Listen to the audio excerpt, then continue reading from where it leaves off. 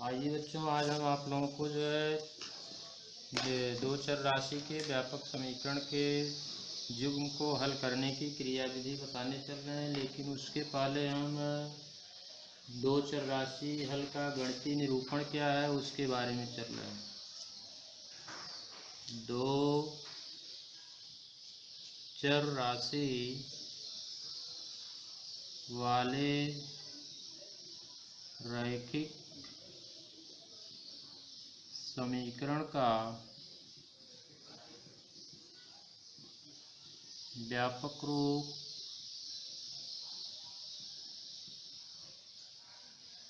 a1x धन b1y धन c1 बराबर 0 तथा a2x धन b2y धन c2 बराबर 0 में गुणांकों से संबंध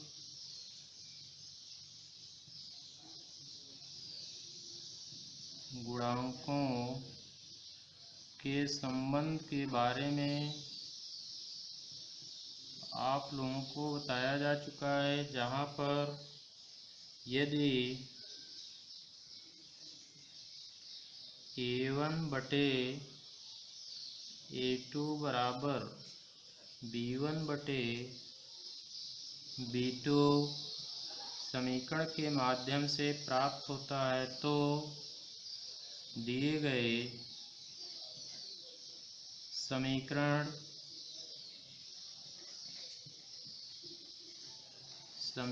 का कोई हल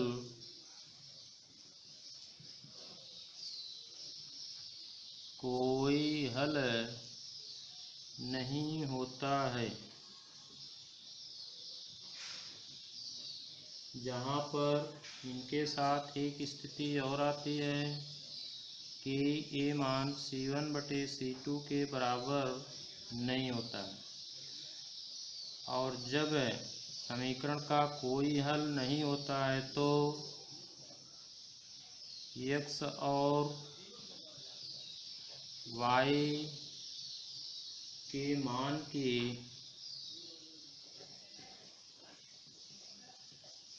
मान की गणना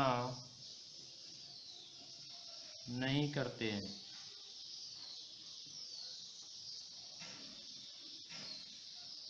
इस कंडीशन में इतना चेक करने के बाद दिए गए समीकरणों के माध्यम से आलेखन क्रिया नहीं जो है ज्ञात करते हैं। जब प्रश्न से a1 बटे a2 is not equal to b1 बटे b2 होता है तो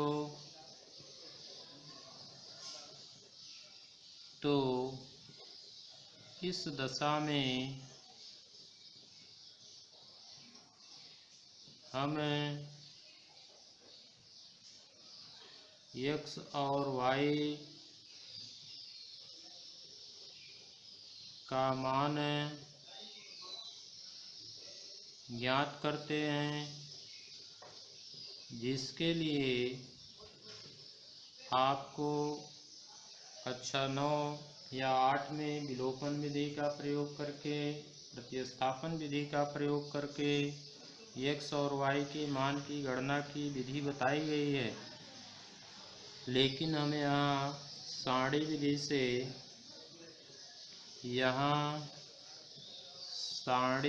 से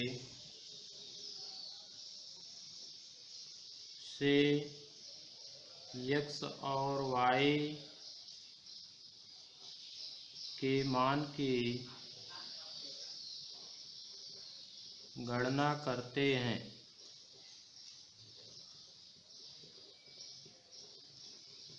जैसे समीकरण आपका दो चर राशि में 4x ऋण 5y धन 16, 4x ऋण 5y धन 16 बराबर 0 तथा 2x धन y 2x धन y ऋण 6 बराबर 0 को सर्वप्रथम व्यापक समीकरण से तुलना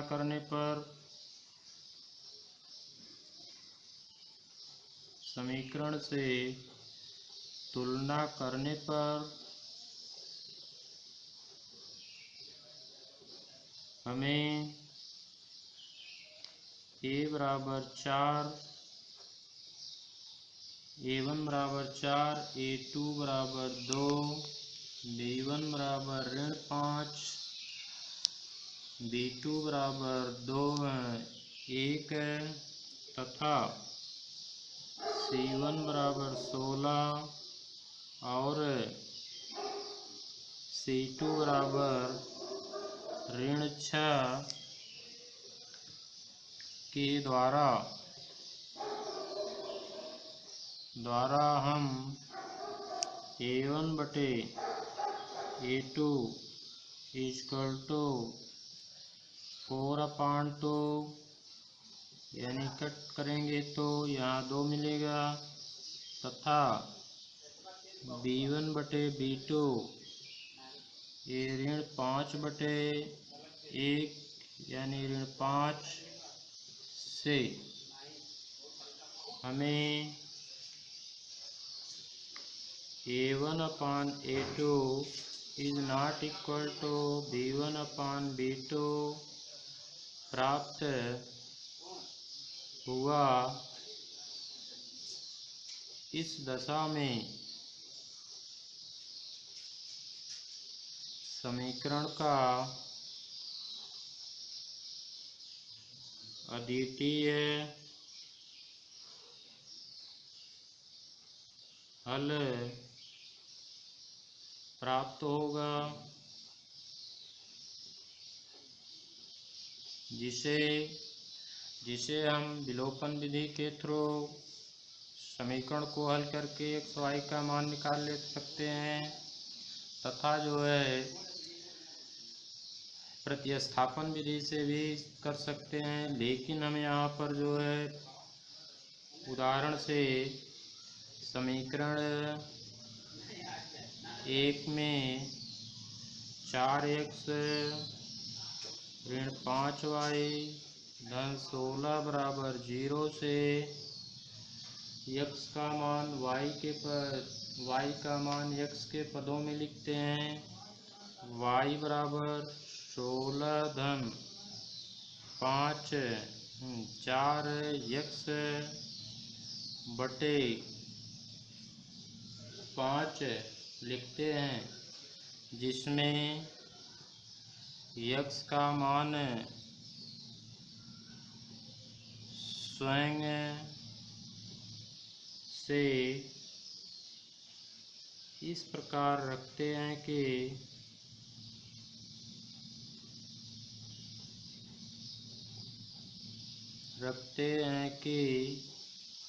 y का मान पूर्णांक प्राप्त हो।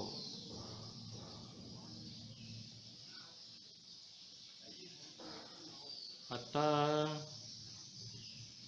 x बराबर ऋण 4 1 और 6 रखने पर 1 और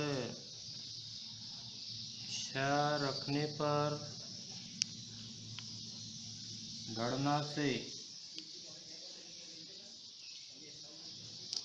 x बराबर ऋण 4 से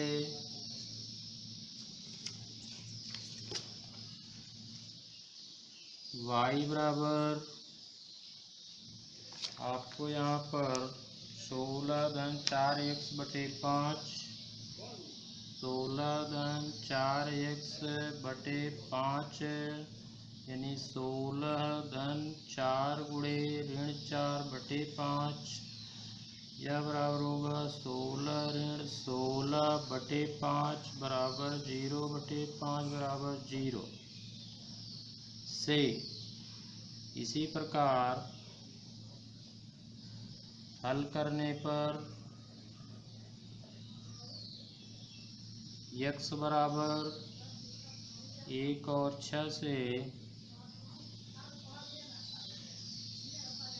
से y का मान हमें 4 और 8 प्राप्त होता है।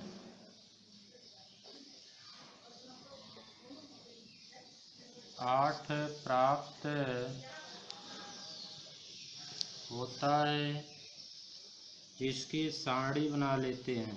अतः सारणी, आपको सारणी का रूप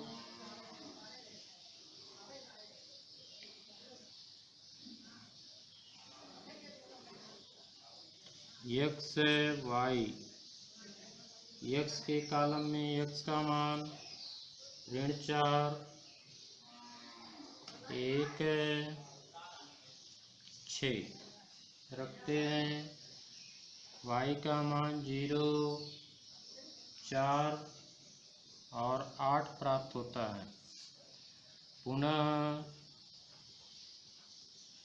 द्वितीय समीकरण से उपर्युक्त क्रिया करके हम y बराबर 6 - 2x में x बराबर 0 2 3 से x बराबर 0 2 3 से y का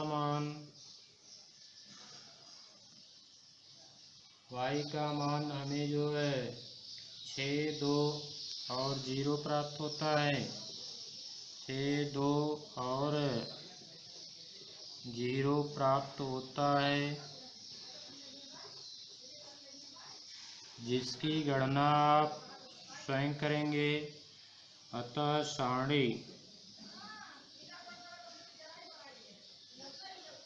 सारणी आपकी होगी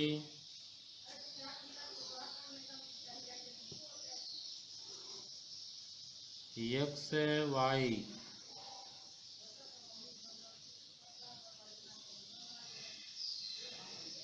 यहाँ आपको मिलता है 0 2 3 लिया गया है x का मान, y का मान मिला है 6 2 0।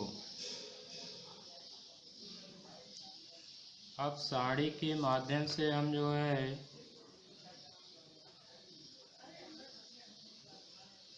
सारणी की सहायता से आलेखन क्रिया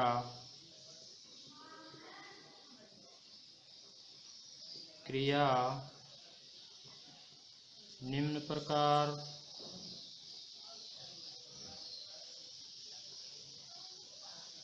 चित्र से दर्शाते हैं।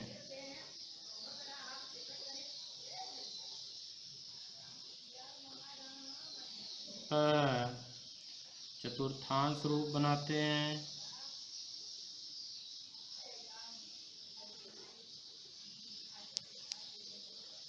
यह आपका मूल बिंदु है, यह x अक्ष धन दिशा है, यह x डैश ऋण दिशा है। ऊपर की तरफ y धनात्मक, नीचे की तरफ y डैश ऋणात्मक लेते हैं।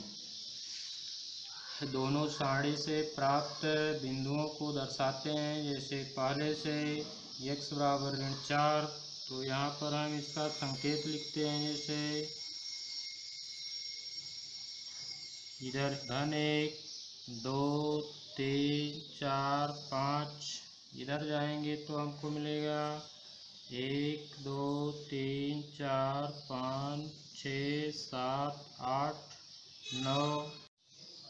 यहाँ पर x डैश की दिशा में ऋणात्मक चिन्ह लेते हैं।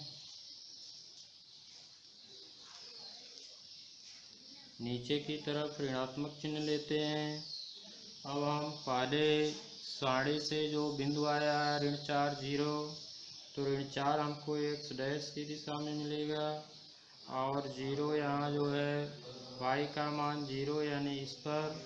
फिर 1 और 4 का मतलब है कि x के धनात्मक दिशा में 1 लेते हैं और y के धनात्मक दिशा में 4 खाना, 1 2 3 4। इसके सीध में हमको एक बिंदु यहाँ मिलता है। फिर आगे जो है 6 और 8 लेते हैं, यानी x अक्ष पर 6 पर जाएंगे, y अक्ष पर 8 का मतलब आपको यहाँ निशान मिलेगा, जिसको आलेखन क्रिया में बनाते समय ध्यान देते हैं। जब आलेखन क्रिया करेंगे ग्राफ कॉपी में तो आपको चित्र सही ढंग से मिलेगा। यहाँ बिंदु आपका हो गया यह -4 0, सपोज कर लीजिए यह ए है। एक बिंदु हमको यहाँ पर 1 4 मिल रहा है, एक बिंदु हमको यहाँ पर 1 6 8 है। यह ग्राफ आपका जो है पहले समीकरण से है। द्वितीय समीकरण के माध्यम से x बराबर 0 रखने पर y बराबर 6 मिलता है, तो y बराबर 6 की कंडीशन हमको जो है y अक्ष पर 1 2 3 4 5 6, यहाँ इसकी कंडीशन आएगी a 0 6। फिर 2 पर 2 मिलता है तो हम यहाँ पर 2 पर जाते हैं, 1 2 यहाँ पहुँचते हैं, यह आपका हो गया 2 2।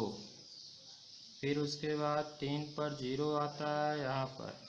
इस प्रकार हम इनको मिलाते हैं तो हमें यह इससे यह आलेखन क्रिया हुई आपकी द्वितीय समीकरण के द्वारा।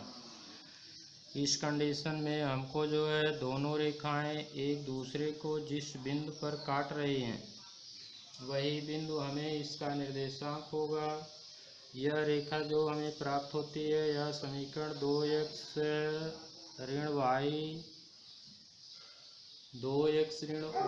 धन y बराबर 6 से ऋण 6 बराबर 0 से, और यह हमको मिला है 4x ऋण 5y। ये ग्राफ 4x ऋण 5y धन 16 बराबर 0 से है। दोनों आलेखन क्रिया में हमें एक कटान बिंदु मिलता है, वह कटान बिंदु हमारा 1 4 है। इसलिए कटान बिंदु की स्थिति में हमें दोनों समीकरण का आलेखीय विधि से निरूपण जो है इसमें इसका हल जो होगा 1 4 होगा। अतः समीकरण का अद्वितीय हल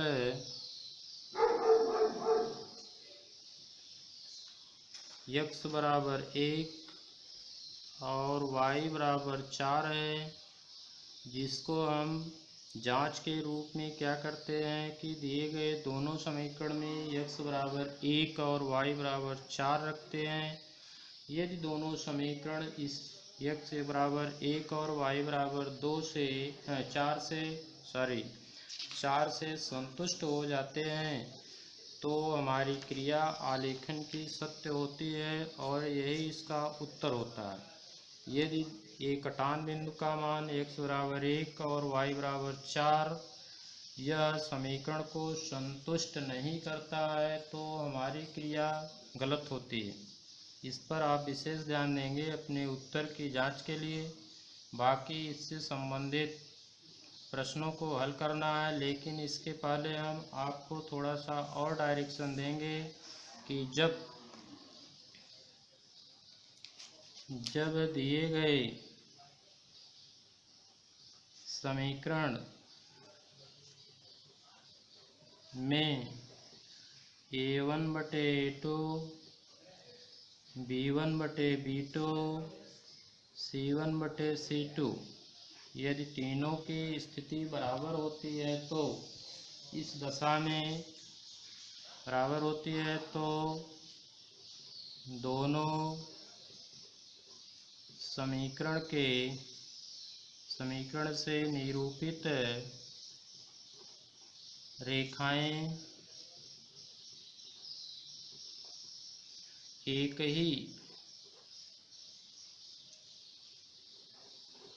ही प्राप्त होती हैं,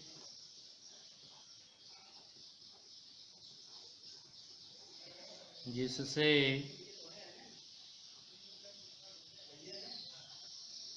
जिससे हमें यह कहते हैं कि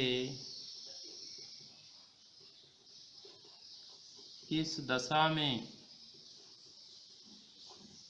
समीकरण के अनंत हल होंगे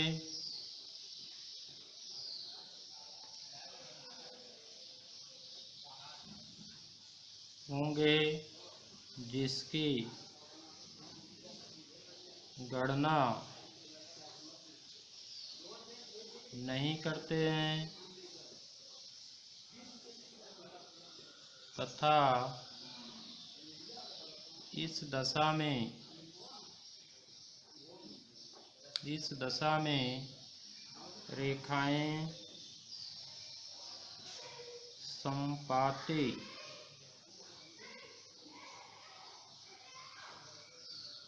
कहलाती हैं।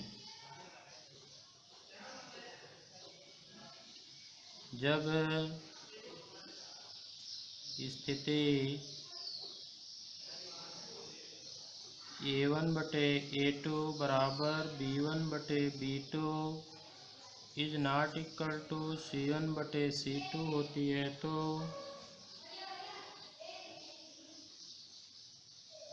तो इस दशा में रेखाएं समांतर होती हैं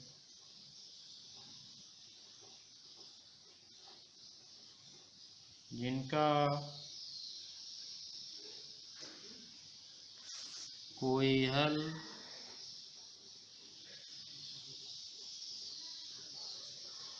नहीं होता है। तो आइए आप लोग ध्यान देंगे कि दो दशा में आपको आलेखन क्रिया नहीं करना है, समीकरण को हल नहीं करना है, केवल उसकी स्थिति बताना है। लेकिन यदि आपकी वो क्रिया आती है जिसमें A1/A2 is not equal to B1/B2 के तुल्य होता है तो इस दशा में हम समीकरण को हल करते हैं तथा उसका आलेखन करते हैं। आलेखन कर के चित्र का निरूपण करते हैं जो आपको ऊपर बताया जा चुका है। अब आइए हम आपको होमवर्क के रूप में जो है कुछ प्रश्न देते हैं जो उपयुक्त विधि से आपको हल करना है। ऐसे क्वेश्चन नंबर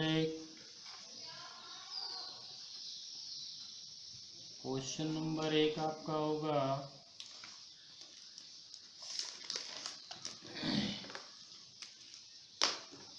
आलेखीय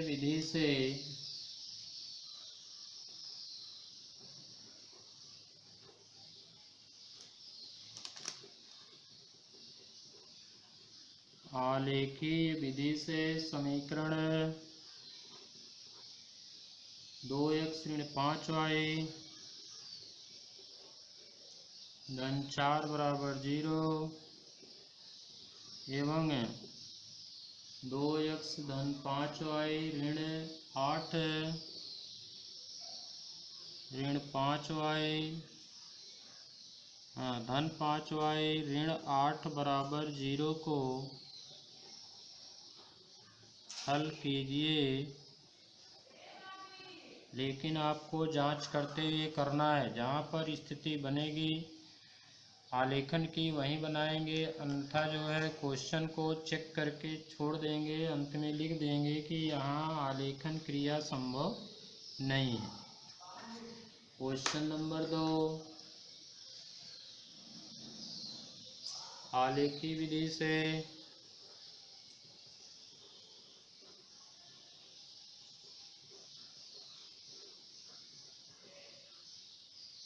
दो चर राशि युग्म समीकरण 3x धन 2y बराबर 12 3x धन 2y बराबर 12 तथा 5x ऋण 2y बराबर 4 5x ऋण 2y बराबर 4 को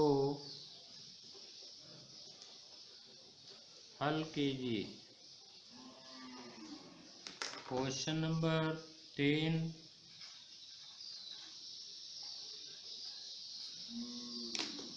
यहाँ पर आपको है एक किस मान के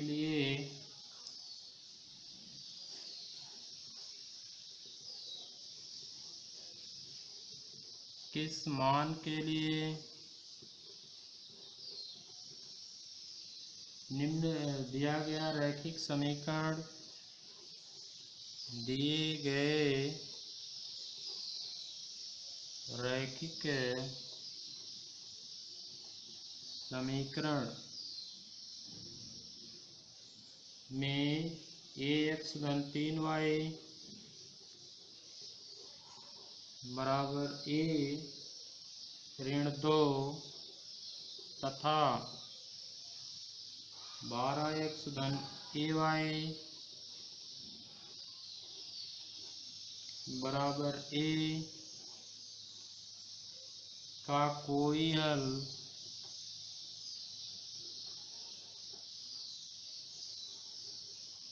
नहीं है।